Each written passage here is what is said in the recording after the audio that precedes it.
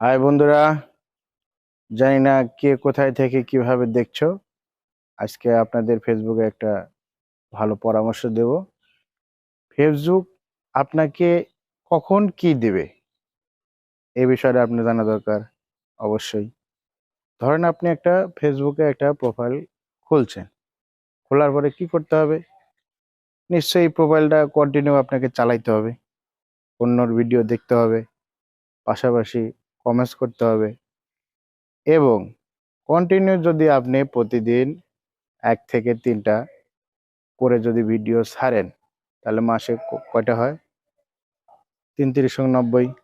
So আপনি যখন continue এই জিনিসটা করবেন, তখন দেখতে পাবেন যে আপনার ভিডিওটা কোনো না কোনো এক সময় ফরিতে চলে যাবে।